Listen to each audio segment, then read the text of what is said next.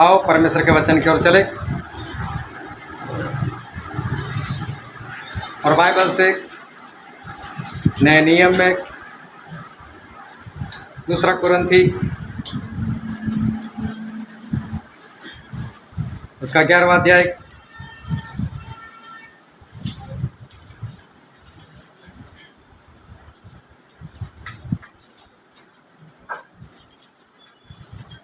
नए नियम में 2 कुरिन्थी उसका 11वां अध्याय और हम पढ़ेंगे उसके पहले वचन से लेकर उसके 5 वचन तक। 2 कुरिन्थी 11:1 से 5। यदि तुम मेरी थोड़ी सी मुक्ता सह लेते तो क्या ही भला होता। हाँ, मेरी सह भी लो, क्योंकि मैं तुम्हारे विषय में ईश्वरीय धुन लगाए रहता हूँ, इसीलिए कि मैंने एक ही पुरुष से तुम्हारी बात लगाई है कि तुम्हें पवित्र कुमारी के समान मसीह को सौंप। परंतु मैं डरता हूँ कि जैसे सांप ने अपनी चतुराई से हवा को बहकाया, वैसे ही तुम्हारे मन उसी सिधाई और पवित्रता से जो मसीह के साथ होनी चाहिए वही भ्रष्ट न किए जाए। यदि कोई तुम्हारे पास आकर किसी दूसरे यीशु का प्रचार करे जिसका प्रचार हमने नहीं किया, या कोई और आत्मा तुम्हें मिले जो पहले न मिला था, या और कोई सुसमाचार सुनाए जिसे तुमने पहले न माना था, तो तुम उसे सह लेते हो। मैं तो समझता हूँ कि मैं किसी बात में बड़े से बड़े प्रेरितों से कम नहीं हूँ। परमेश्वर पिता का वचन हमारे बहुत ही आशीषित है और परमेश्वर पिता का वचन सच्चा है और बाइबल में लिखा है, यदि तू सच्चाई को जानेगा तो सच्चाई तुझे आज़ाद करेगी। बहुत ध्यान से आज एक बार फिर से परमेश्वर के वचन को सुनना ताकि उसको ग्रहण कर सके और उसके अनुसार चलकर स्वर्गराज्य के वारिस बन सके। पौलुस जिन्होंने करंथ की कलीसिया को पत्र लिखी, उनके बारे में हमने यहाँ पढ़ा। जो पौलुस प्रेरित थे, उन्होंने बहुत सारे काम किए, बहुत सुसमाचार प्रकट किया और पौलुस के बारे में अगर हम देखें तो बाइबल में प्रेरितों के काम उसके 13वें अध्याय से लेकर आखिर तक पौलुस के बारे में ज़्यादा लिखा हुआ है। फिर आगे रोमन से लेकर फिलेमोन के पत्र तक वो सब कुछ पौलुस के जरिए लिखाया हुआ वो वचन है। और अगर पौलुस का नाम अगर हम मिटा दें तो नया नियम जो है वो अधूरा रह जाएगा। इतना काम पौलुस ने किया है, इतने पुस्तक, इतनी पत्री उनकी हमारे बीच में बाइबल में उसका समावेश किया गया है। पौलुस जो है वो परमेश्वर के एक अभिषिक्त दास थे। वो ऐसा कहते हैं 1 कुरिन्थी 9:16 में कि सुसमाचार अगर मैं प्रकट ना करूं तो मुझे अफसोस। मैं तो सुसमाचार प्रकट करता रहता हूं, वो तो मेरा फर्ज है, लेकिन अगर मैं ना करूं तो मुझे अफसोस। सुसमाचार जो शब्द है, ध्यान समझना, सुसमाचार जो शब्द है उसका मतलब होता है अच्छी खबर, या दूसरा शब्द है खुशखबरी। सुसमाचार मतलब अच्छी खबर, खुशखबरी। पौलुस बोलते हैं कि सुसमाचार प्रकट करना मेरा फर्ज है, और वो साथ में ये कहते अगर मैं ना प्रकट करूं तो मुझे अफसोस है।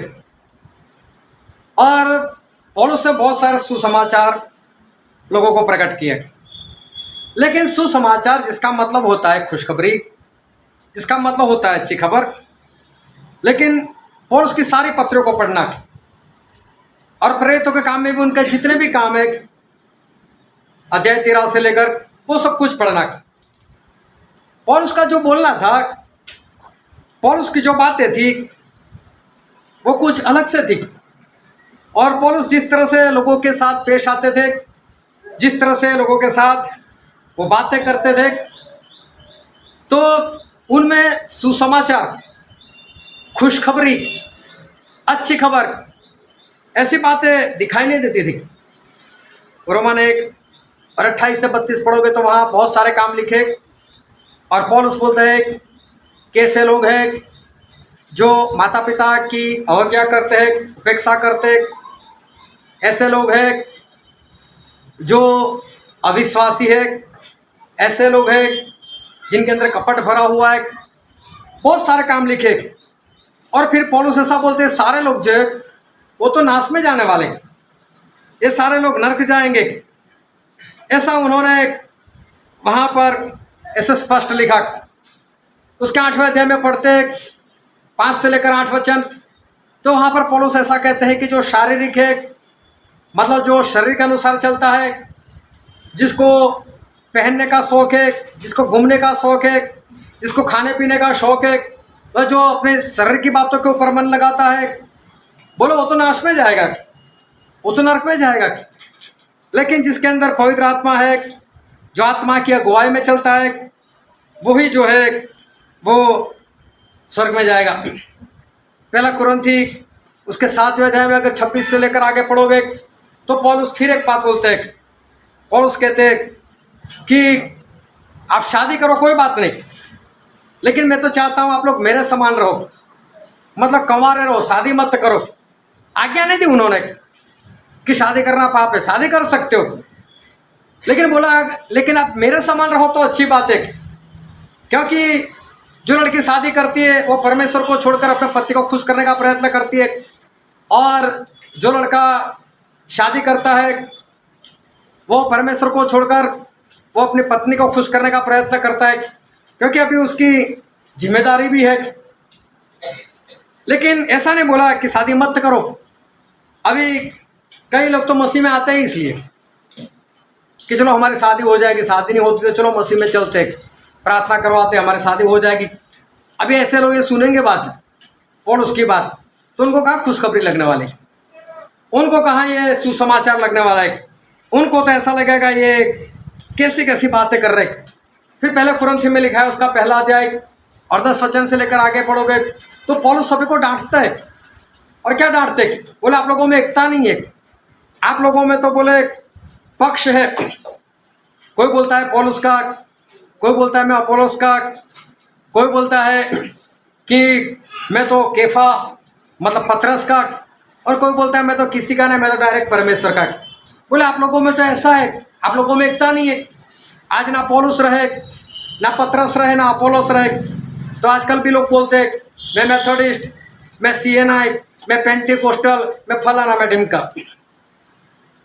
आज भी वही बात चल रही है। क्या आज लोग पौलुस का नहीं बोलते, पतरस का नहीं बोलते, अपोलोस का नहीं बोलते, लेकिन आज भी ये सारी बातें जो चल रही, अभी जो अपने आप को मेथोडिस्ट समझता है, जो अपने आप को पेंटिकोस्टल समझता है, जो अपने आप को सीएनआई समझता है, उसको तो ये बात कौन सी सुसमाचार लगने वाली, उसको तो ये लगेगा कि ये तो यार हमको डांटता है, इसमें खुशखबरी जैसी कोई बात जो है वो दिखाई नहीं देती। फिर आगे पढ़ते हैं पहले कुरिन्थी में उसका पहला अध्याय, और आगे जब हम पढ़ते हैं 18, 19, 20, तो वहाँ पर संसार के ज्ञान की बात लिखी है कि संसार का ज्ञान वो तो मूर्खता है। अभी देखो, चाहे कोई कितना भी आत्मिक अपने आप को समझे, चाहे कोई कितना भी बड़ा पास्टर हो, लेकिन मैंने एक ही बात देखी, वो अपने बच्चों को अच्छे से पढ़ाते, वो नहीं चाहते कि मेरा बेटा सेवक बने, वो क्या चाहता है इंजीनियर बने, डॉक्टर बने।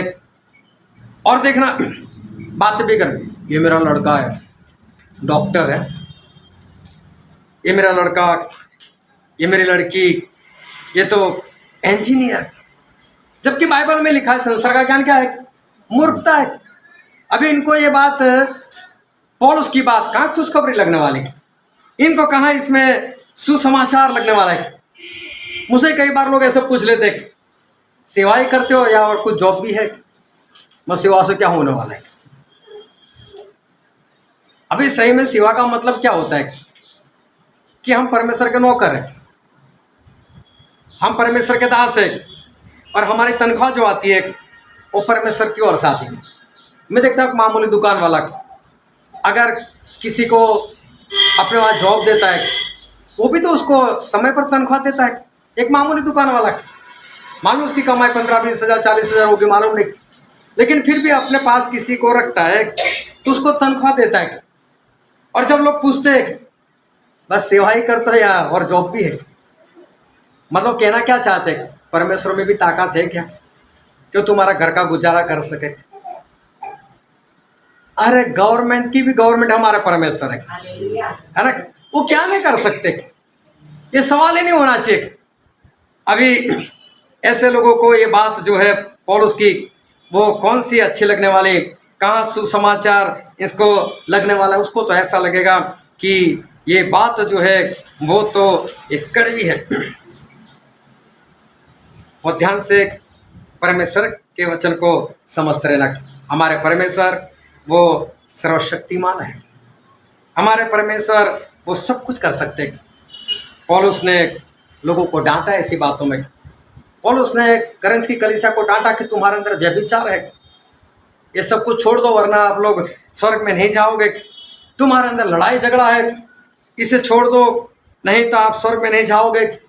और दूसरा कुरिन्थ उसके 5वें अध्याय के 10वें वचन में लिखा है कि हमारे परमेश्वर जो है वो तो हमारे करने के अनुसार बदला देने वाले। कोई पढ़ लो इसको, दूसरा कुरिन्थी इसका 5वां अध्याय इसका 10 वचन। क्योंकि अवश्य है कि हम सबका हाल मसीह के न्याय आसन के सामने खुल जाए कि हर एक व्यक्ति अपने अपने भले बुरे कामों का बदला जो उसने देह के द्वारा किए हो पाए। बाइबल में स्पष्ट लिखा है कि जैसा इंसान ने काम किया है उस करने के अनुसार उसको तो बदला दिया जाएगा। अभी देखो ये बात कहाँ लोगों को सुसमाचार लगने वाली, ये बात कहाँ किसी को खुशखबरी लगने वाली, ये काम तो कुछ सुधारता नहीं। और इसलिए लोगों को ये बात जो है वो खुशखबरी वो लगती नहीं। पौलुस ने गलाती लोगों को डांटा, उनको इसलिए डांटा कि मैंने जो सुसमाचार दिया बस वही सच्चा बस। और स्पष्ट बोला, मैं जैसा बोलता हूं ऐसा ही कोई सुसमाचार देता तो ठीक है, वो बात सही है, लेकिन मैंने जो सुसमाचार दिया उसकी जगह कोई और सुसमाचार देता है, किसी अलग तरह का सुसमाचार देता है, चाहे वो स्वर्ग में से स्वर्गदूत आके भी अगर क्यों ना बोले वो श्रापित हो। तो पौलुस बोलते हैं ये सब जो मैं बोल रहा हूं वही सही, वही सच्ची बात है। इसके विरोध में आकर अगर कोई भी स्वर्गदूत भी आकर अगर ऐसी कोई बातें बताता है तो वो श्रापित हो, उसका सुसमाचार सही नहीं है। मैं जो बोलता हूं वही है। गलातियों को पौलुस ने कहा उसके 5वें अध्याय में 19, 20 और 21 वचन में कि शरीर के काम तो प्रकट है, और सारे शरीर के कामों को बताया, व्यभिचार, अपवित्रता और बहुत कुछ 15 काम वहां पर पौलुस ने बताए। और बोले जो कोई ऐसा काम करता है इन 15 में से एक, फिर बोला और इनके जैसे काम जो मैं यहाँ पर नहीं बताता लेकिन इनके जैसे और भी काम अगर कोई करता है, तो पौलुस बोलता है कि मैं पहले भी मैंने चेतावनी दी है, आज फिर से मैं चेतावनी देता हूँ, ऐसे काम करने वाले स्वर्ग में नहीं जाएंगे। और कोई पढ़ो तो उसका 21 वचन पढ़ो तो, गलाती 5 और 20 और 21 पढ़ो।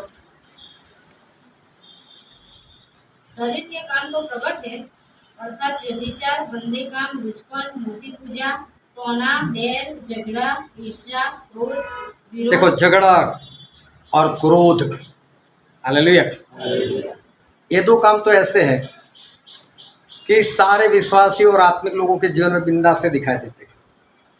क्रोध और झगड़े होता ही रहता है। और पौलुस क्या बोलते हैं, वो स्वर्ग में नहीं जाएगा। अभी कहाँ ये खुशखबरी लगने वाली, कहाँ किसी को ये बात जो है वो सुसमाचार लगने वाला है। और उसके सारे पत्र पढ़ लेना, सभी पत्रों में जो जो कलीसिया थी उन सभी कलीसिया को डांटा ही है उन्होंने। वहाँ पर खुशखबरी जैसी, सुसमाचार जैसी कोई बात जो है वो हमको दिखाई नहीं देती। और पौलुस ऐसा कहते हैं, एक वचन पढ़ते हैं, 2 तीमुथी उसका 3रा अध्याय उसका 12 वचन।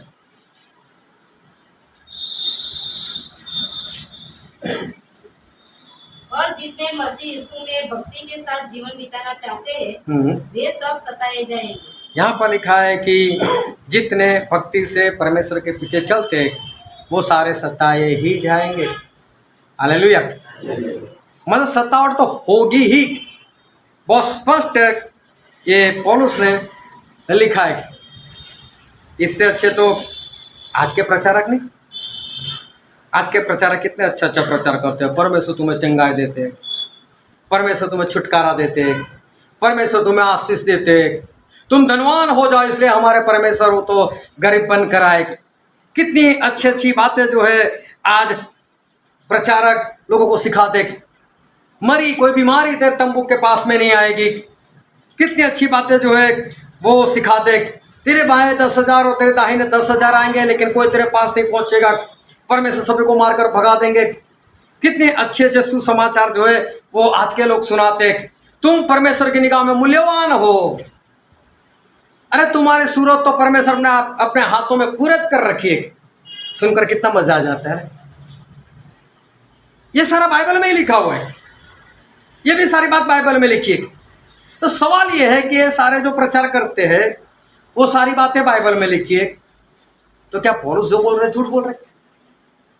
क्या पौलुस ने लोगों को डांट डांट किया तो क्या वो बात सही नहीं है? क्या पौलुस जो बता रहे क्या वो बात झूठ है? अगर ये लोग झूठ नहीं बोल रहे तो क्या पौलुस झूठ रहे? हम तो ये भी नहीं कह सकते कि पौलुस झूठ बोल रहे। पौलुस के जरिए परमेश्वर ने बहुत चमत्कार किए थे, मुर्दों को भी जिंदा किया था। पौलुस के इस्तेमाल किए हुए कपड़ों से भी चमत्कार होते थे। लोग आकर उनके पास से कपड़े लेकर चले जाते थे, बोला आपका इस्तेमाल किया हुआ कपड़ा दे दो, दुष्ट आत्मा भाग जाएगा, बीमारी दूर हो जाएगी। वो दे भी देते होंगे तभी तो ये बात बाहर आई। तो पौलुस के जरिए भी परमेश्वर ने तो बहुत बड़े बड़े काम जो है वो काम तो किए थे। ऐसे ऐसे काम पौलुस से भी हुए थे। लेकिन पौलुस हमारे सामने कुछ ऐसी बातें पेश करना चाहते। पौलुस जो है वो आज हमें कुछ अलग से एक बात जो है वो समझाना चाहते। पौलुस कह रहे कि यीशु मसीह तो आए, आकर जितनी सेवकाएं करनी थी इतनी सेवकाएं कर ली। प्रभु यीशु आए, मर भी गए और प्रभु यीशु मरकर जिंदा भी हो गए, और वो वापस जहां से आए थे वहीं पर चले गए।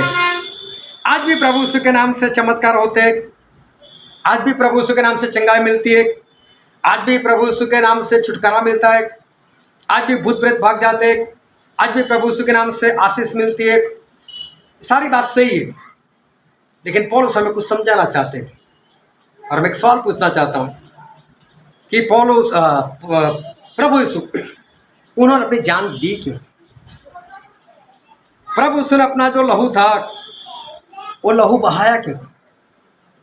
क्या हम चंगे हो जाए इसलिए? क्या हमारे जीवन में शांति आ जाए इसलिए?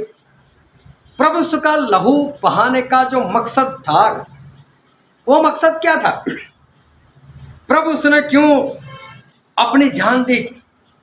और प्रभु यीशु अगर चंगाई भी देते थे तो चंगाई देने का कारण क्या था?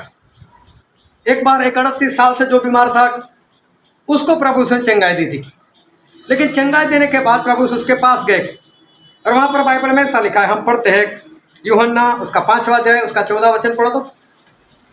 यूहन्ना 5 का 14। इन बातों के बाद वह यीशु को मंदिर में मिला।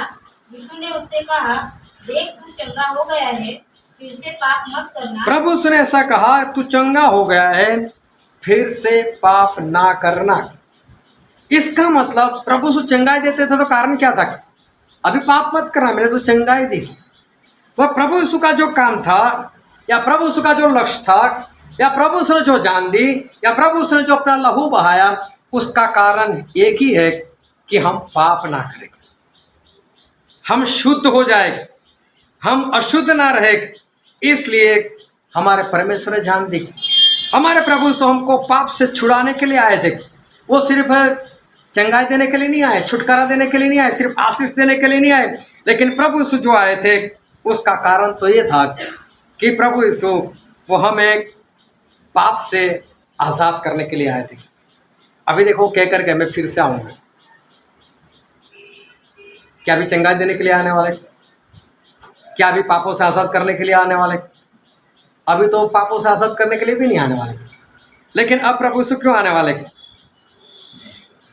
अभी प्रभु यीशु आएंगे हमारा न्याय करने के लिए।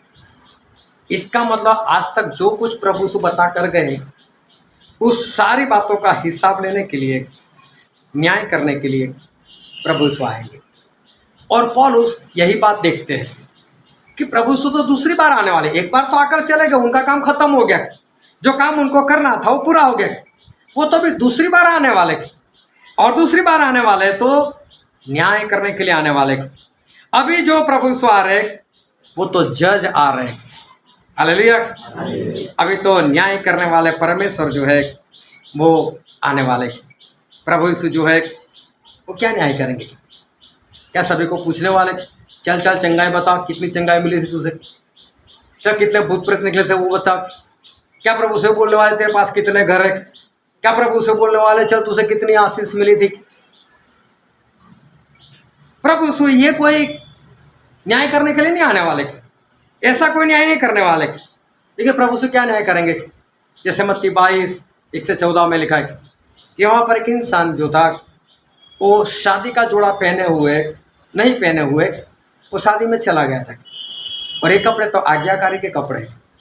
प्रभु से तो ये न्याय करने वाले मेरी आज्ञाकारी तूने की थी या नहीं की थी, जो आज्ञा में बोल कर गया था तूने मानी थी या नहीं मानी थी। ये न्याय करने के लिए आने वाले।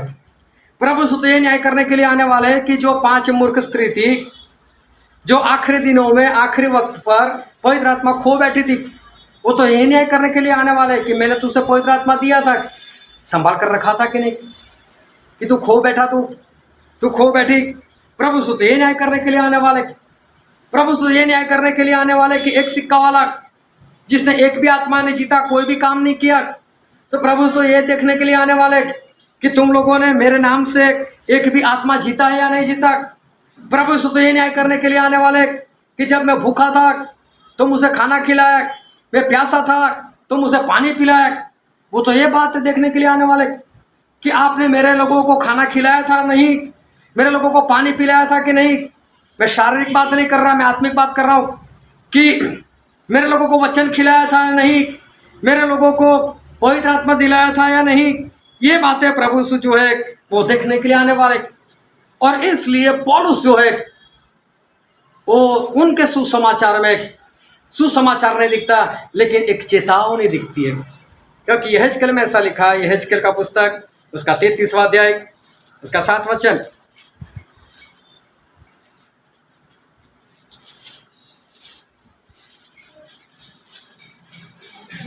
यहेजकेल 33 का 7। इसलिए हे मनुष्य के संतान, हे मनुष्य के संतान, मैंने तुझे इजराइल के घराने का पहरा हुआ ठहरा दिया हाँ है। मैंने तुझे पहरा हुआ ठहराया है। तू मेरे मुंह से वचन सुन सुन कर उन्हें मेरी ओर से चिता दे।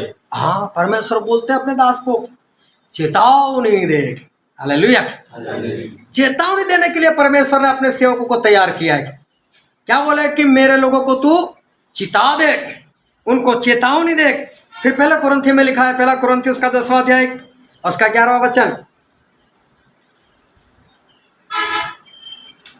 परंतु ये सब बातें जो उन पर पड़ी दृष्टांत की रीति पर थी, और वे हमारी चेतावनी के लिए जो जगत के अंतिम समय में रहते हैं लिखी गई है। जो जगत के अंतिम समय में रहते हैं, तो हम तो अंतिम समय में हैं, ये हमारे चेतावनी के लिए बाइबल में लिखा गया।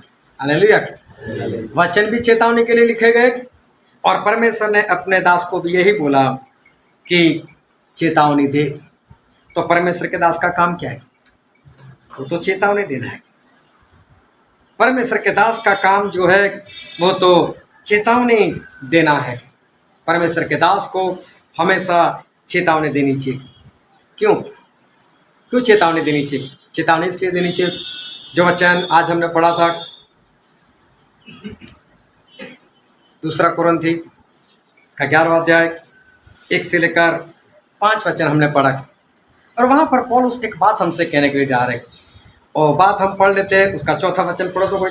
यदि कोई तुम्हारे पास आकर देखो, यदि कोई तुम्हारे पास आकर किसी दूसरे यीशु का प्रचार करे, किसी दूसरे यीशु का प्रचार करे, हाँ, जिसका प्रचार हमने नहीं किया, जिसका प्रचार हमने नहीं किया। हालेलुया।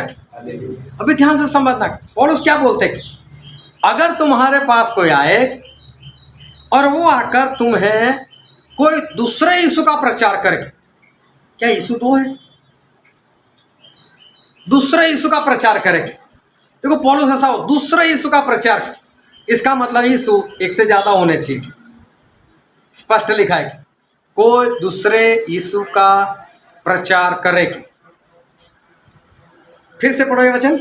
यदि कोई तुम्हारे पास आकर किसी दूसरे यीशु का प्रचार करे, किसी दूसरे यीशु का प्रचार करे जिसका प्रचार हमने नहीं किया, जिसका प्रचार हमने नहीं किया। आज मैं आपके सामने दो यीशु रखने वाला हूं और दोनों यीशु बाइबल में है। और पौलुस ऐसा कहते हैं कि वो यीशु का प्रचार जो हमने नहीं किया, ऐसे यीशु का प्रचार कोई करे तो क्या लिखा है आगे? या कोई और आत्मा तुम्हें मिले, या कोई और आत्मा तुम्हें मिले जो पहले न मिला था, जो पहले नहीं मिला था। दो आत्मा की बात और दो यीशु की बात। यहाँ पर दो यीशु की बात और दो आत्मा की बात है। एक आत्मा पवित्र आत्मा, एक यीशु प्रभु यीशु। लेकिन दूसरा यीशु कौन है और दूसरा आत्मा कौन सा आत्मा है, ये दोनों के बारे में आज पौलुस जो है वो हमें बताना चाहते हैं। क्या सही में एक दूसरा यीशु है? हाँ, एक दूसरा यीशु बाइबल में ही है। बाइबल में दो यीशु है। एक यीशु वो है जिसको हम मसीह के नाम से जानते हैं, यीशु मसीह। हालेलुया। एक यीशु वो है जिनको हम यीशु मसीह के नाम से जानते हैं। मसीह का मतलब छुड़ाने वाला, बचाने वाला। परमेश्वर ने स्वर्ग से देखा कि इस धरती पर इंसान को बचाने वाला कोई है ही नहीं, तो उन्होंने क्या चाहा, मैं खुद जाऊंगा और मैं खुद जाकर इनको बचाऊंगा। तो परमेश्वर खुद वो इंसान बनकर इस धरती पर आए, बचाने के लिए आए, ख्रिस्त बनकर आए, मसीह बनकर आए, बचाने वाले बनकर आए, छुड़ाने वाले बनकर आए। ये है यीशु मसीह जो आज से तकरीबन 2000 साल पहले इस धरती पर वो आए थे। उन्होंने आकर बीमारों को चंगा किया, जिनके अंदर भूत प्रेत था उनको निकाला, मुर्दे को जिंदा किया, लोगों को खाना खिलाया, लोगों को आशीष दी और बहुत सारे ऐसे भलाई के काम प्रभु उसने किए, छुटकारे के काम किए। और उनके छुटकारे के लिए वो मर भी गए, क्रूस पर वो बलि भी हो गए, वो मर गए हमारे पापों के लिए, पापों से आज़ाद करने के लिए प्रभु उसने लहू बहा दिया। हालेलुया। और एक दूसरे यीशु है जो बचाने का काम नहीं करते, जो छुड़ाने का काम नहीं करते, क्योंकि वो मसीह नहीं है। और दूसरे यीशु है वो है जज। हालेलुया। दूसरे यीशु है वो तो है जज, मतलब न्याय करने वाले। और बाइबल में हम पढ़ते हैं प्रेरितों के काम इसका 17 अध्याय और उसका 30 और 31 वचन। इसीलिए परमेश्वर ने अज्ञानता के समय पर ध्यान नहीं दिया और अब हर जगह सब मनुष्यों को मन फिराने की आज्ञा देता है। अब परमेश्वर सभी मनुष्यों को हर जगह पर मन फिराने की आज्ञा देते हैं, क्योंकि उसने एक दिन ठहराया है, क्योंकि परमेश्वर ने एक दिन ठहराया है जिसमें वह उस मनुष्य के द्वारा जिसमें परमेश्वर उस मनुष्य के द्वारा धर्म से जगत का न्याय करेगा। हाँ, उस मनुष्य के द्वारा एक मनुष्य ठहराया है परमेश्वर, उसके द्वारा जगत का न्याय करेंगे। जिसे उसने ठहराया है, जिसने परमेश्वर ने ठहराया है और उसे मरे हुओं में से जिलाकर और उसे मरे हुओं में से जिलाकर यह बात सब पर प्रमाणित कर दी है। यह बात सब पर प्रमाणित कर दी। किसको ठहराया हुआ है? जिसको मुर्दों में से जिलाया भी है। और मुर्दों में से किसको जिलाया? प्रभु यीशु। हालेलुया। देखो प्रभु यीशु को ठहराया है किस बात के लिए? कि वो सारे संसार का न्याय करेगी। और देखो प्रभु यीशु खुद क्या कहते हैं, प्रकाशित वाक्य उसका 22वां अध्याय उसका 12वां वचन। देख, मैं शीघ्र आने वाला हूँ और हर एक काम हर एक के काम के अनुसार बदला देने के लिए प्रतिफल मेरे पास है। प्रभु यीशु बोलते हैं मैं शीघ्र आ रहा हूँ, मैं जल्दी आ रहा हूँ, और मेरे पास सभी इंसानों को उसके काम के अनुसार बदला देने के लिए प्रतिफल है। अब यीशु मसीह खुद बोलते हैं, और पौलुस यही यीशु को प्रकट कर रहे हैं। वो चंगा देने वालों को नहीं प्रकट कर रहे, वो छुटकारा देने वाले की बात नहीं कर रहे। वो तो बोल रहे कि शरीर के काम दिखेंगे तो नरक में जाओगे। वो तो जज को प्रकट कर रहे, क्योंकि जो मसीह थे वो तो आकर चले गए, उनको तो हमने मिल लिया, उनके पास चंगाई प्राप्त कर ली, आशीष प्राप्त कर ली, सब कुछ जो उनके पास से चाहिए था वो हमने ले लिया। अभी हमको जिस परमेश्वर से मिलना है, अभी हमको जिस यीशु से मिलना है, वो मसीह नहीं है। हालेलुया। अब वो मसीह नहीं है, वो छुड़ाने वाले नहीं है। अब हमको जिस यीशु से मिलना है, या जो यीशु हमको लेने के लिए आने वाले, वो यीशु कौन है? वो तो जज है। अब तो तुरही की आवाज के साथ, तुरही कब बजाई जाती थी? दो कारण के लिए बजाई जाती थी। एक तो इस्राएल को कोई इकट्ठा करने के लिए, चलो हम आराधना करते, और एक तुरही इसलिए बजाई जाती है, आ जाओ मेरे सामने, कौन लड़ने के लिए तैयार है। आप दोनों तुरही बजने वाली है, और अब प्रभु यीशु उस तुरही के साथ वो प्रभु यीशु आने वाले। अब मसीह नहीं आने वाले, अब कोई इंसान बनकर नहीं आने वाले, अब क्रूस पर बलि होने के लिए नहीं आने वाले। अब कैसे आने वाले हो? जज बनकर, तुरहियों की आवाज के साथ आने वाले। और प्रभु यीशु खुद क्या कहते हैं? मत्ती 25 और 31 पढ़ो तो। मत्ती 25 और 31। जब मनुष्य का पुत्र अपनी महिमा में आएगा, जब मनुष्य का पुत्र अपनी महिमा में आएगा, अभी तो मेरे बिना महिमा में आया हूँ, और सब स्वर्गदूत उसके साथ आएंगे, और सारे स्वर्गदूत होंगे, तो वह अपनी महिमा के सिंहासन पर विराजमान, और महिमा के सिंहासन पर विराजमान होंगे। इस बार तो क्रूस पर हो गए, बलि हो गए, लेकिन अभी जो यीशु आ रहे वो तो महिमा के सिंहासन के ऊपर बैठ कर आने वाले। महिमा का सिंहासन, वो ऐसा वैसा नहीं है। ये प्रभु से ऐसा बोल रहे कि अब मैं जज बनकर आ रहा हूँ, अब मैं जज वाली कुर्सी पर बैठकर आने वाला हूँ, अब मैं ऐसे वैसे नहीं आने वाला। फिर लिखा है लूका उसका 13 अध्याय, लूका रचित सुसमाचार उसका 13 अध्याय और उसका 32 वचन।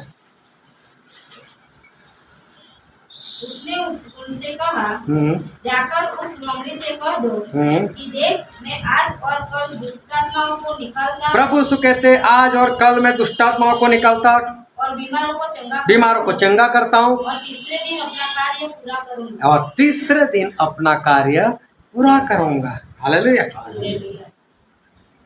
दूसरा पत्रस 3:8 में लिखा है कि हमारे 1000 साल मतलब परमेश्वर का एक दिन। हालेलुया। हमारे 1000 साल मतलब परमेश्वर का एक दिन। प्रभु यीशु कहते हैं कि आज और कल मैं दुष्टात्माओं को निकालता। आज मतलब हमारे 1000 साल, उनका एक ही दिन। कल मतलब एक और दिन, तो हमारे 1000 साल और, तो कितने हुए? 2000 साल। बोले इस 2000 साल के बाद मैं न्याय करने के लिए आऊंगा। क्या लिखा है? फिर से पढ़ो 32 वचन। जाकर उस लोमड़ी से कह दो कि देख मैं आज और कल दुष्टात्माओं को निकालता और बीमारों को चंगा करता हूँ और तीसरे दिन अपना कार्य पूरा करूँगा। तीसरे दिन अपना कार्य पूरा करूँगा। और सही में यहाँ पर जो शब्द इस्तेमाल हुए वो ये है कि तीसरे दिन मैं पूरा हो जाऊंगा, मतलब संपूर्ण हो जाऊंगा। प्रभु यीशु अधूरे थे जब इस धरती पर आए, क्योंकि इंसान बनकर आए थे। वो इंसान थे, परमेश्वर बनकर नहीं आए थे। परमेश्वर बनकर आते तो कोई देख नहीं पाता, सारे लोग मर जाते, और वो बचाने के लिए आए थे। लेकिन तीसरे दिन मैं वापस वही परमेश्वर की जगह पर, वही मेरे सिंहासन के ऊपर, और मैं आप लोगों का न्याय करने के लिए आऊंगा।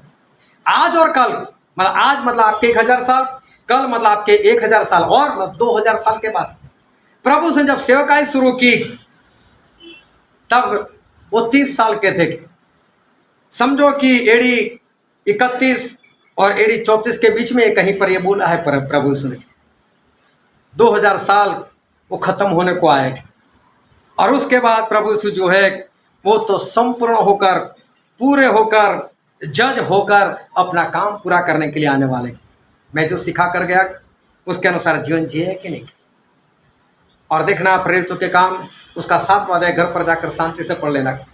और वहाँ पर जो स्टेफनुस थे वो प्रभु यीशु को पुराने नियम से ले लेकर बताते कि जो फिरौन के घर में मिस्र के अंदर जो पहिलौठों को जिसने मार दिया था, बोले कोई नहीं था, वो प्रभु यीशु थे। बोले मूसा को जिसने दर्शन दिया था उस जलते हुए झाड़ियों में से, जिसको देखकर मूसा डर गए थे, वो कोई और नहीं, वो तो प्रभु यीशु थे।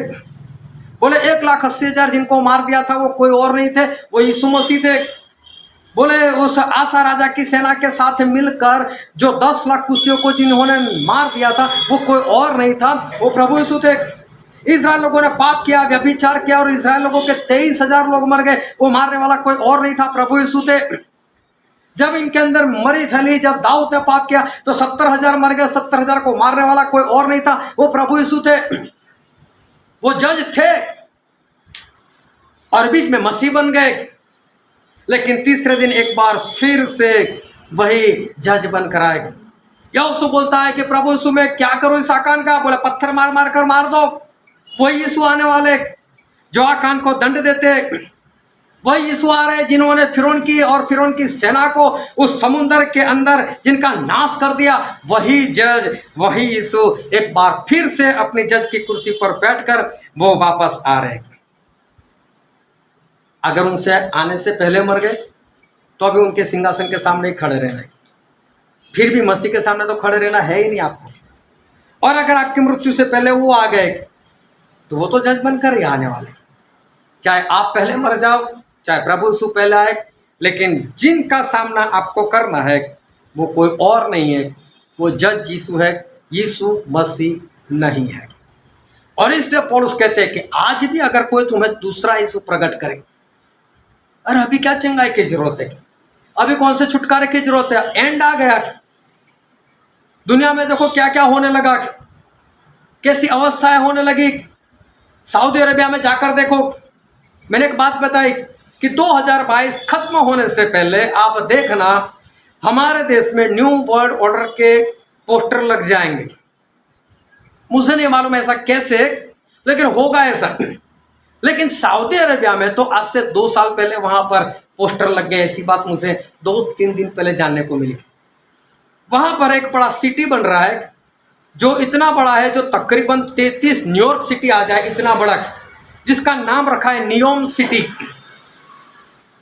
नियम जो नाम है वो ग्रीक और अरेबिक 2 शब्दों को मिलाकर ये नाम रखा है, जिसका मतलब होता है कि नया भविष्य, न्यू फ्यूचर, ऐसा उस शहर का नाम है। वहां पर एक पहाड़ है, उसके ऊपर एंटी क्राइस्ट के लिए एक पूरा महल बन चुका है, बस एंडिंग के ऊपर है। इतना बड़ा सिटी है, कभी गूगल पर जाकर सर्च मारकर देख लें, सारी बातें वहां पर लिखी हुई है। लेकिन वहां पर जब बनने के लिए जा रहा था तब पूरे सऊदी अरेबिया में ये पोस्टर लगे हुए थे, विजन एजेंडा 2030।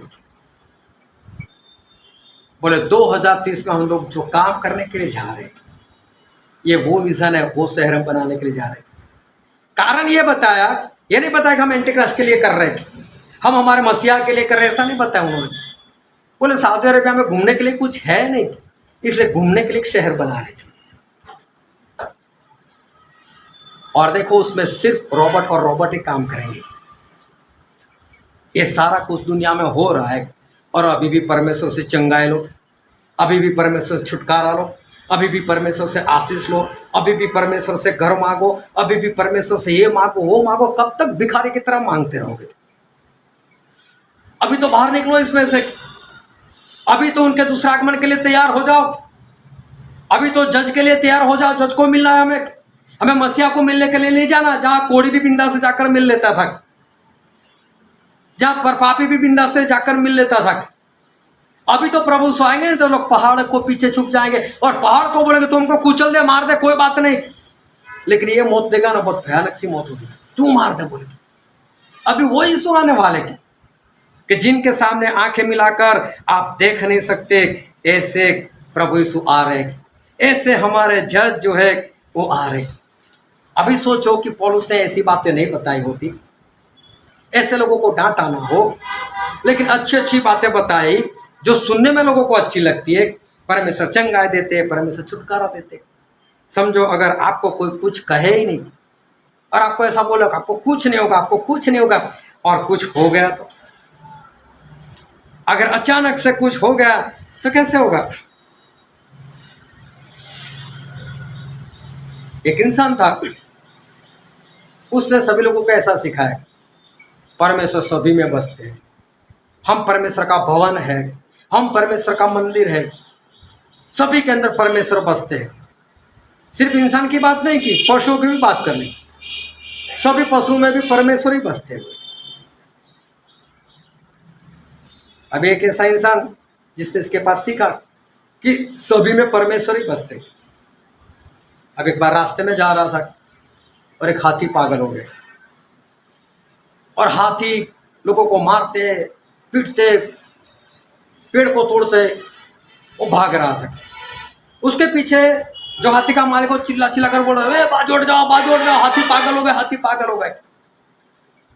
अब ये जो जा रहा था उसको साथी ने उसको बताया, भाई साहब हाथी पागल हो गया, हट जाओ। अरे बोले हमारे गुरु ने, हमारे संत ने, हमारे सेवक ने हमको क्या सिखाया? सभी में परमेश्वर रहते हैं, तो हाथी में भी परमेश्वर है। और हाथी आया तो बोलता है, हाथी प्रणाम। फिर जब आंख खुली तो अस्पताल में था।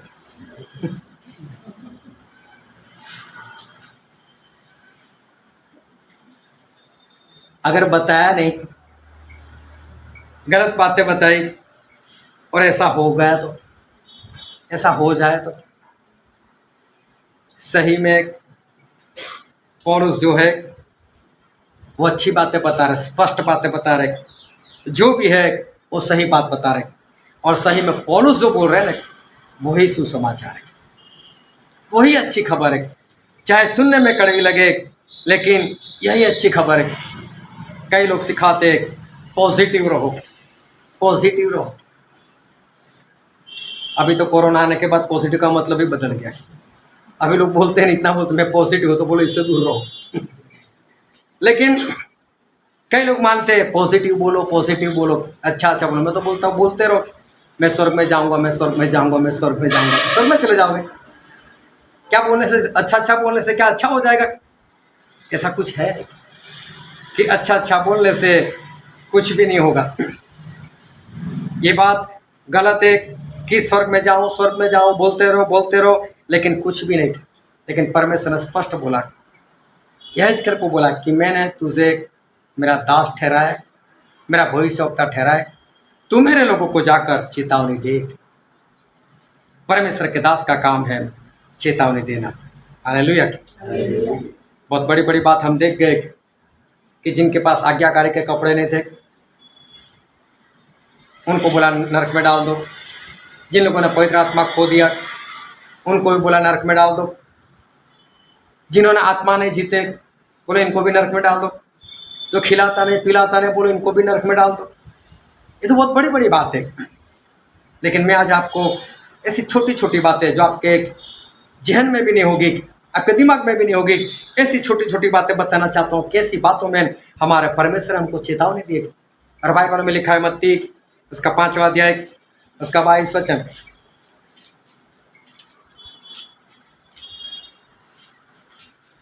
परंतु मैं तुमसे यह कहता हूँ कि जो कोई अपने भाई पर क्रोध करेगा वह कचहरी में दंड के योग्य होगा, और जो कोई अपने भाई को निकम्मा कहेगा वह महासभा में दंड के योग्य होगा। देखो परमेश्वर क्या बोलते हैं, जो अपने भाई के ऊपर फोकट में क्रोध भी करेगा और जो कोई उसको निकम्मा कहेगा, मूर्ख कहेगा, वो भी नरक में चला जाएगा। वो तो बहुत बड़ी बात। लेकिन अगर आप अपने भाई को, और भाई का मतलब सभी आ गए, ऐसा नहीं कि एक माँ और एक बाप से पैदा हुए लोग, सभी लोग आ गए। जो कोई अपने भाई को मूर्ख कहता है, निकम्मा कहता है, वो भी तो नरक में चला जाएगा। कितनी सावधानी हमको बरतनी। परमेश्वर बोलते ऐसे लोग भी नरक में चले जाएंगे। इतना ही नहीं, एक वचन और पढ़ते हैं, दूसरा इतिहास उसका 16 अध्याय और उसका 9 वचन।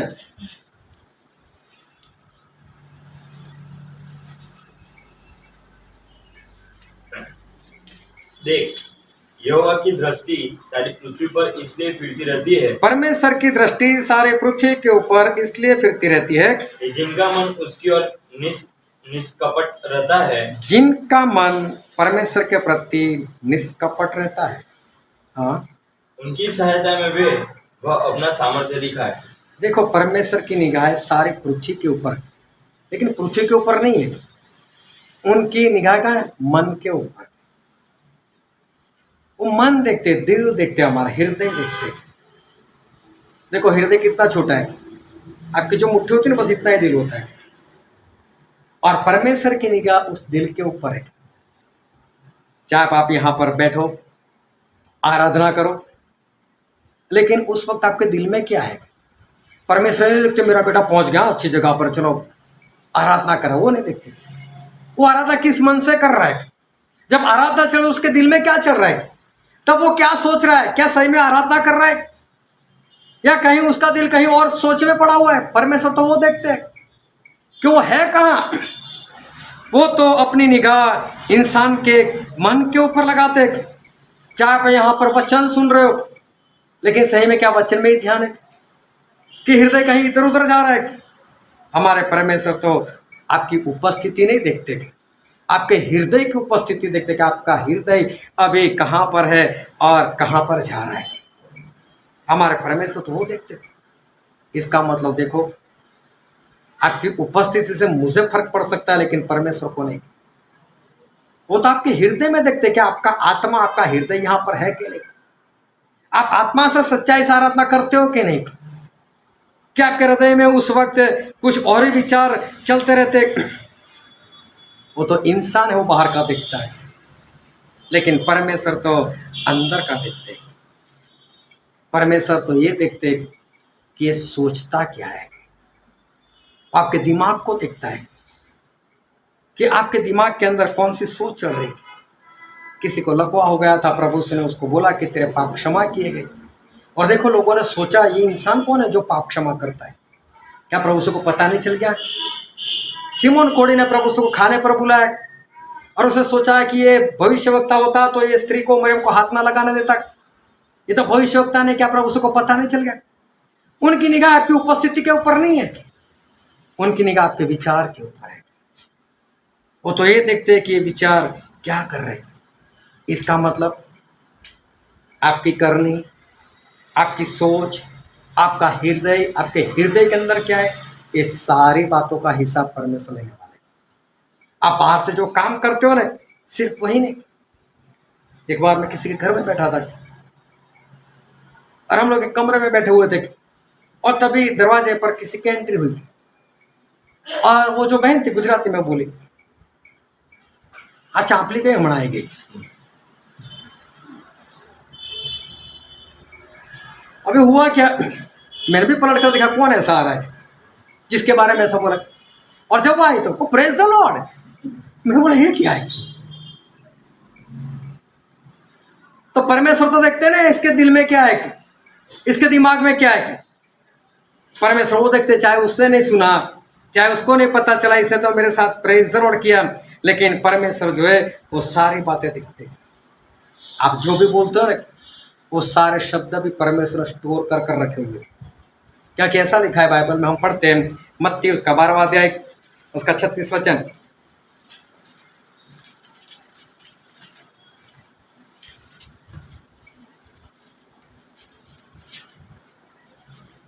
और मैं तुमसे कहता हूँ कि जो निकम्मी बातें मनुष्य कहेंगे, न्याय के दिन वे हर एक उस बात की लेखा देंगे। हाँ, जो भी निकम्मी बात करेंगे, इसका मतलब हम जो भी इंसान बोलता है, परमेश्वर वो भी इसको भी स्टोर कर कर रखा है ना कहीं पर, हमारी सारे बातों को स्टोर कर कर रखा है। फिर लुका में ऐसा लिखा है, लुका उसका 12वां अध्याय इसका 2 वचन।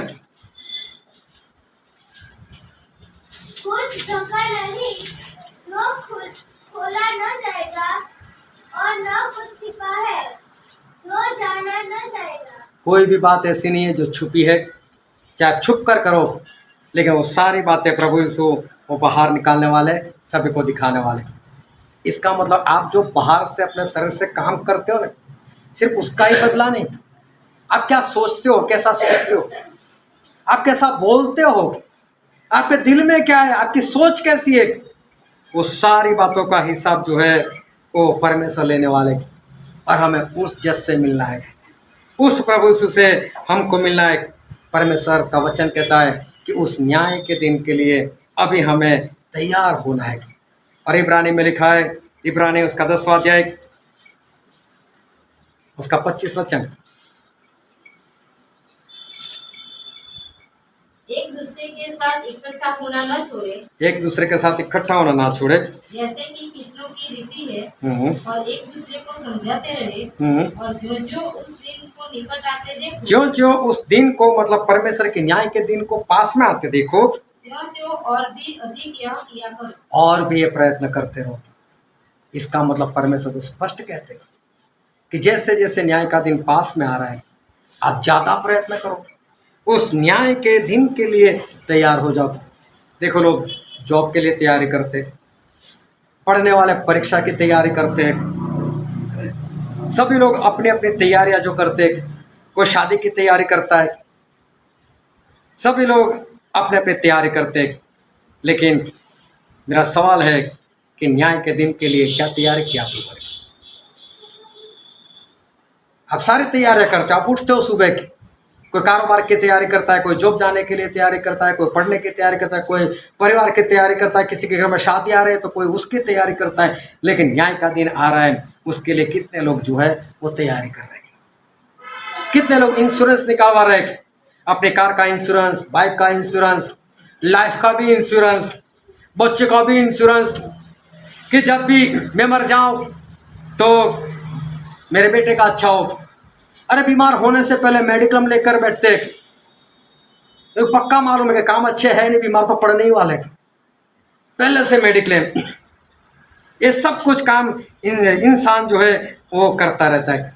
मैं तो बोलता हूँ स्वर्ग कितने पक्का किया, स्वर्ग का इंश्योरेंस कितने निकाला कि मेरा स्वर्ग पक्का हो गया, मेरा इंश्योरेंस निकाल दिया है। जो होने ही वाला है उसके लिए कितने लोग तैयार, कितने लोगों ने स्वर्ग पक्का किया, कितने लोगों ने स्वर्ग के लिए उस इंश्योरेंस को निकाल दिया। एक बहन जी थे, मैंने कोई प्रश्न कर दिया, मरने के बाद कहा था, नहीं मरने के बाद मत करो। तो क्या नहीं मरेगी वो?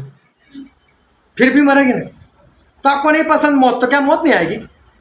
अगर आपको पसंद है यीशु मसीह आप आ जाए तो क्या नहीं आएंगे? आपकी पसंद के ऊपर कुछ है ही नहीं। चाहे आप मौत को पसंद करो या ना करो, मौत आने वाली है। चाहे यीशु मसीह का दूसरा आगमन आप पसंद करो या ना करो, लेकिन वो होने वाला है। और जब होगा तो उत्तर तो हमको देना ही देना है। ये जीवन जो टेम्पररी है, लेकिन ऐसे लोग जीवन जी रहे जैसे परमानेंट आए हुए, जैसे यहाँ से जाने ही वाले नहीं, बस यहाँ की फिक्र, यहाँ की बातें, ऐसा। अभी भाई साहब मुझसे मिल गए, बोले क्या डराते रहते हो? हौसला बुलंद होना चाहिए। मैंने बोला इसमें हौसले की कौन सी बात है? तो उसने मुझे कहानी सुना दी, मैं भी आपको सुना देता हूँ। एक बकरी थी, उसके 2 बच्चे थे, जंगल में कहीं पर खो गए। अरे बकरी डर गई कि जंगल में तो मरना ही है, सिंह आ जाएगा, शेर आ जाएगा, तो करे तो क्या करे। अभी देखा तो एक गुफा मिल गई उसको, और गुफा भी किसकी? जिसमें शेर रहता है, वही गुफा मिल गई। तो वो चलो इसी में चलते। बच्चे बोलते मम्मी यहाँ तो मरना ही है, शेर की गुफा है। बोले ऐसे भी कौन सा जिंदा रहने वाला, चलो चले जाते, देखी जाएगी। अब जब जा रहे तो रास्ते में बंदर मिला। बोले कहाँ जा रहा? बोले गुफा में। बोले पागल हो गई क्या? शेर आएगा 1 मिनट में खा जाएगा तुझे। बोले कोई बात नहीं, देखी जाएगी। अभी तीनों अंदर घुस गए, अंदर जाकर बैठ गए। अभी बकरी ने अपने दोनों बच्चों को इतना बोला कि देखो मैं कहते हूँ इतना करते रहना, जैसे ही शेर आए रखे जोरों जोरों से बोलना, मम्मी मुझे भूख लगी है, मम्मी मुझे भूख लगी है, बस इतना बोला, बाकी मैं संभाल लूंगा। अभी शेर आए तो बंदर ने आवाज देगा, ओए शेर राजा। बोले क्या है? बोले तेरी गुफा में बकरी और तू बच्चे आए, आज तो तुझे शिकार करने की जरूरत नहीं पड़ेगी। शेर बोलता है पागल है क्या, उसमें इतनी हिम्मत है क्यों मेरी गुफा में आए? शेर सोच में पड़ गया। अभी इसको भी पता चल गया बकरी को शेर आ रहा है। बच्चे जोरों जोरों से बोलने लगे, मम्मी भूख लगी है, मम्मी भूख लगी है। बोल रहे बेटा चुप रहो, अभी शेर आता ही है, अभी आता है, अभी मैं उसको मार कर देती हूँ, खा लेना। तो शेर डर गया, बोले बंदर और अंदर जो भी है उसने मुझे मारने का प्लान बना कर, इसलिए शेर बोलता है, इसलिए बंदर बोलता है कि अंदर बकरी है। अब बकरी में तो इतनी हिम्मत नहीं कि मुझे फाड़ कर बच्चे को देने की बात करे, बकरी ना कोई और होगा। बकरी के हाथ में बोला, शेर जो पलट कर भागा। ये बोलते हैं ऐसे हौसला बुलंद रखो, और प्रभु यीशु के सामने हौसला बुलंद रखेंगे या प्रभु यीशु को बोलेंगे। इन लोगों ने, इल्यूमिनाटी वाले ने एक मशीन बना कर रखा है। वो मशीन ऐसा है कि जब चाहे वो लोग कहीं पर भी धरतीकंप ला सकते, कहीं पर भी ज्वालामुखी को फाड़ सकते हैं, कहीं पर भी वो तूफान लेकर आ सकते हैं, कहीं पर भी सुनामी भी लेकर आ सकते हैं। ऐसा मशीन बनाकर रखा है। मशीन का नाम भी है मेरे पास। अभी ये मशीन मालूम है क्यों बनाकर रखा है? उन्होंने बाइबल में से पढ़ा है कि यीशु मसीह जब आएंगे तो जैतून के पहाड़ के ऊपर उनके पैर पड़ने वाले, तो बोले जैतून के पहाड़ को ही उड़ा देंगे, मतलब यीशु मसीह को उड़ा देंगे। अभी हंसी नहीं आएगी, हौसला तो इनका भी बुलंद है। तो क्या हौसले से क्या कुछ होने वाला है? प्रभु यीशु के सामने बुलंद हौसला रखो, प्रभु यीशु को देख लेंगे तो क्या होगा? बाइबल में लिखा है कि जो स्वर्ग में बैठा है वो हास्य करेगा, मतलब हंसे, हा हा हा हा, ये लोग मुझे मारने वाले, उनको हंसी आएगी। कहाँ प्रभु, कहाँ इंसान, उनको हंसी आने वाली। कोई हौसला बुलंद रखने से कुछ नहीं होगा। हौसला बुलंद रखना है तो परमेश्वर के वचन मानने के लिए हौसला जो है वो बुलंद रखो। हालेलुया। ऐसे ही हौसला बुलंद रखने से कुछ नहीं होता। तैयारी करो, प्रभु यीशु आ रहे और वो न्याय करने के लिए आने वाले। एक भाई साहब तो बोलते हैं सारी बातें छोड़ो, हमारे पास 2 चांस है। 2 चांस कैसे? बोले एक तो चांस ये है कि प्रभु यीशु पहले आएंगे और हमको उठाकर ले जाएंगे, और फिर 7 साल जो है वो एंटी क्राइस्ट को दिए गए हैं, और क्लेश काल में से लोग जाएंगे। अगर हम पहले नहीं उठाए गए तो उसके बाद क्लेश काल में हमको पता चल जाएगा, तो बहुत लोग गायब हो गए होंगे, तो हमको तो पता चल जाएगा कि प्रभु यीशु आकर अपने दुल्हन को ले गए, अपनी कलीसिया को लेकर चले गए, तो फिर हम सुधर जाएंगे। बोले हमारे पास 2 चांस है। मैं बोला ऐसा कहाँ लिखा है कि एंटी क्राइस्ट से पहले प्रभु यीशु आएंगे और अपने लोगों को लेकर जाएंगे? तो दूसरी बार वो आगमन वही हुआ, फिर तीसरी बार भी आएंगे क्या? बहुत ध्यान समझना, तकरीबन 99% लोगों का मानना यह है कि मंडली उठाई जाएगी। लेकिन हम एक वचन पढ़ते हैं, 2 थिस्सलुनीकी उसका 2 अध्याय उसका 1, 2 और 3 वचन। 2 थिस्सलुनीकी 2 अध्याय 1, 2 और 3 वचन। हे भाइयों, अब हम अपने प्रभु यीशु मसीह के आने और उसके पास अपने इकट्ठे होने के विषय में तुमसे विनती करते हैं। देखो, प्रभु यीशु के आने के दिन की बात कर रहे हैं। हाँ, कि किसी आत्मा या वचन या पत्री के द्वारा जो कि मानव हमारी ओर से हो, हाँ, या समझकर कि प्रभु का दिन आ पहुंचा है, तुम्हारा मन अचानक अस्थिर न हो जाए। तुम्हारा मन अचानक अस्थिर न हो जाए कि प्रभु यीशु का दिन आ गया। और न तुम घबराओ, और तुम घबराना नहीं, किसी रीति से किसी के धोखे में न आना, किसी के भी धोखे में मत आना, क्योंकि वह दिन न आएगा, क्योंकि वह दिन नहीं आएगा जब तक धर्म का त्याग ना हो, और वह पाप का पुरुष अर्थात विनाश का पुत्र मतलब एंटी क्राइस्ट प्रकट ना हो, तब तक वो दिन नहीं आएगा। बहुत स्पष्ट, पहले वो आएगा, पहले वो प्रकट होगा, उसके बाद में ही प्रभु यीशु का आने का दिन है। हालेलुया। अभी सोचो कि प्रभु यीशु आ गए, चलो वो बादलों पर आ गए, और जितने लोग सही से चलते थे प्रभु यीशु के पीछे, उन सभी को उठा लिए गए जो सही से चलते थे। अभी जो बचे कैसे बचे? जो बचे वो कैसे बचे? क्या प्रभु वाले बच गए? तो कैसे बचे?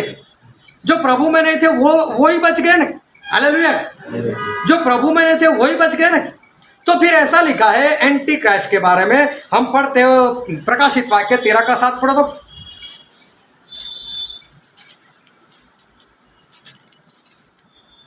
उसे यह भी अधिकार दिया गया कि पवित्र लोगों से लड़े। पवित्र लोगों से लड़े।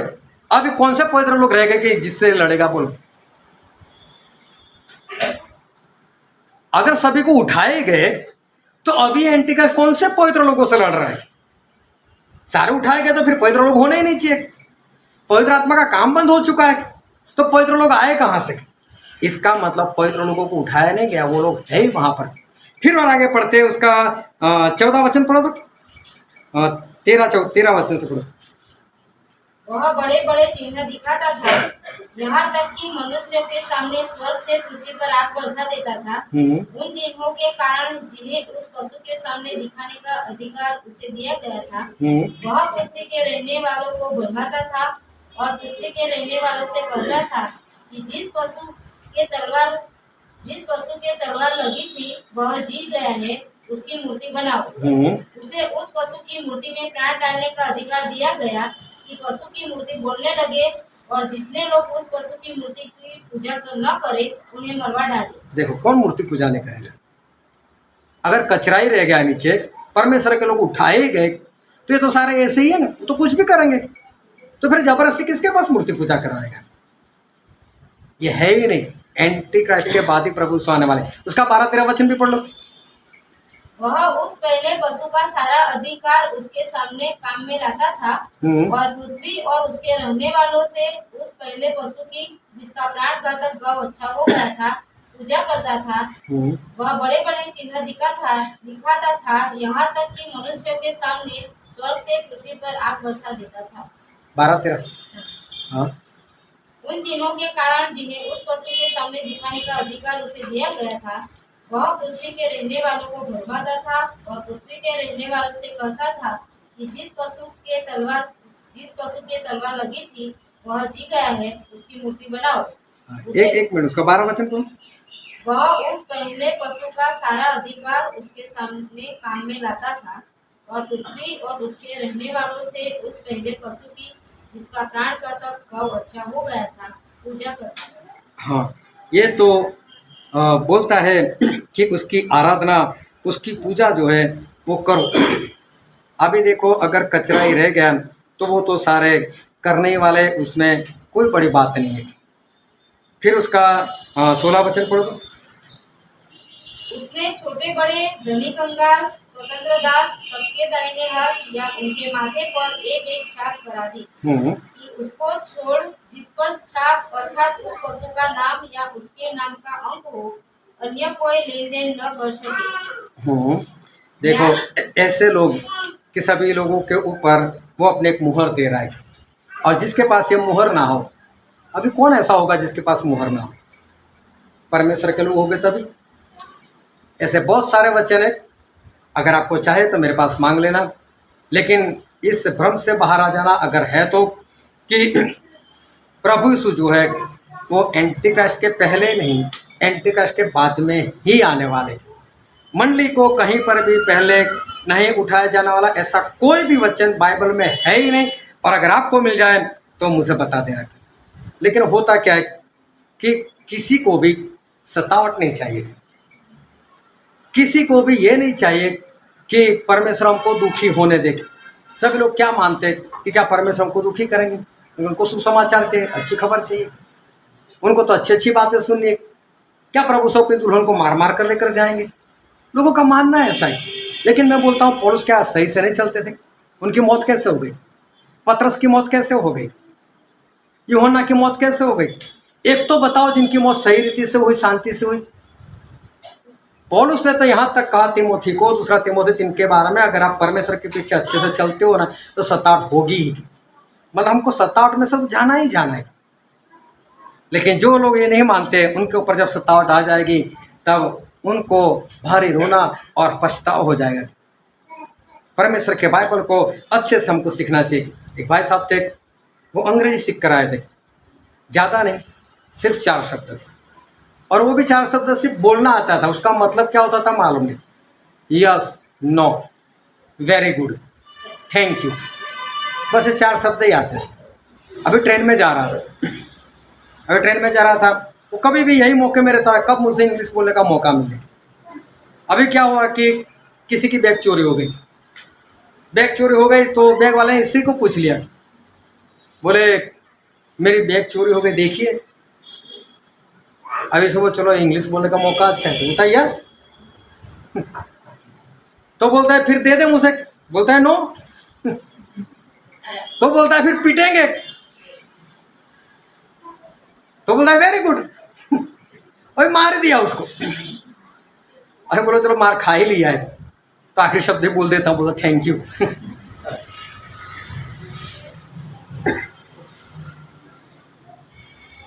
अभी ऐसी हालत हो जाएगी अगर प्रभु यीशु के लिए उनके दूसरे आगमन के लिए तैयार नहीं होगी। न्याय होगा ही होगा, ये दिमाग में याद रखना। दो चार शब्द ऐसे सीख मत लेना कि प्रभु यीशु अच्छे है, प्रेमी है, अच्छे ही है, प्रेमी है, दयालु है, कृपालु, सब कुछ है वो, लेकिन जज के अंदर कोई दया नहीं होती, जज के अंदर कोई कृपा नहीं होती। ऐसा नहीं कि वो कठोर बन जाता है, लेकिन सबूतों के आधार के ऊपर उनको फैसला करना है। अगर जज बोल दे इसको फांसी दे दो तो क्या इसका मतलब ये हो गया कि ये कठोर है? उसके काम ऐसे तो फांसी देनी पड़ेगी ना। तो जैसे आपके काम, जैसे हमारे काम, वैसे हमारे परमेश्वर जज जो है वो जज वैसा ही फैसला करेंगे। इसलिए पौलुस आज कहते, एक बार फिर से पढ़ते हैं 2 कोरिन्थियों का 11वां अध्याय और उसका 4था वचन। यदि कोई तुम्हारे पास आकर किसी दूसरे यीशु का प्रचार करे, किसी दूसरे यीशु का प्रचार करे जिसका प्रचार हमने नहीं किया, जिसका प्रचार हमने नहीं किया, या कोई और आत्मा तुम्हें मिले, या कोई और आत्मा तुम्हें मिले जो पहले न मिला था, जो पहले नहीं मिला था। पौलुस कहते हैं दूसरा यीशु और दूसरा आत्मा। मैं तो वही यीशु की बात करता हूँ जो पहला यीशु है, जज, जो पहले भी जज थे, अभी भी जज बनकर आने वाले। मैं तो उनका ही प्रचार करता हूँ। क्यों? क्योंकि वही हमको लेने के लिए आने वाले। मरकर भी उन्हीं के पास जाना है, मसीह के पास तो जाना है, तो मैं उस मसीह का प्रचार क्यों करूँ? मैं तो जज का प्रचार करता हूँ। इसलिए हर कलीसिया को जहाँ जहाँ पर पौलुस से पत्र लिखे, उन सभी को डांटा ही डांटा, सभी लोगों को बहुत कड़वे शब्द में डांटा और स्पष्ट कहा कि प्रभु यीशु के आगमन के लिए तैयार हो जाओ, जज को मिलने के लिए तैयार हो जाओ। और कौन ये शिक्षा नहीं मानेगा? जिसके अंदर आत्मा भी दूसरा है। पवित्र आत्मा वाली बात नहीं। पवित्र आत्मा जिनका नाम ही पवित्र है, वो आपके अंदर क्यों आएंगे? पवित्र करने के लिए, आपको शुद्ध करने के लिए, जज के सामने खड़ा करने के लिए। उसके पीछे मत जाओ जो आपको जज के लिए तैयार नहीं करते, लेकिन जज को मिलने के लिए तैयार हो जाओ, जो आपके विचार के अनुसार भी आपको बदला देंगे, आपके हृदय में क्या है उसके अनुसार भी बदला देंगे। आप कौन से शब्द फोकट में बोलते हो, उस सारे शब्द के हिसाब से भी आपको जो बदला देने वाले हैं, उसके लिए तैयार हो जाओ। आप जो भी बोलते हो उसका प्रतिफल मिलने वाला है, आप जो सोचते हो उसका भी प्रतिफल मिलने वाला है, आपके हृदय में जो आपने भर कर रखा है उसका भी बदला मिलने वाला है। आपकी उपस्थिति परमेश्वर के लिए कोई मायने नहीं रखती, क्योंकि उपस्थिति तो है आपकी, लेकिन सही में आपके विचार कहाँ है, सही में आपकी सोच कहाँ चल रही है, आपके हृदय में क्या है। परमेश्वर तो वो देखने वाले, वो बाहर से नहीं देखते हमें, वो अंदर से देखते हैं। इसलिए पौलुस आज सभी को कहते हैं कि दूसरा यीशु नहीं, लेकिन जो यीशु जज है उनके लिए तैयार हो जाओ, क्योंकि हमें उनको ही मिलना है, हमें उनके ही पास जाना है। हालेलुया। आओ सभी अपनी आंखों को बंद करें।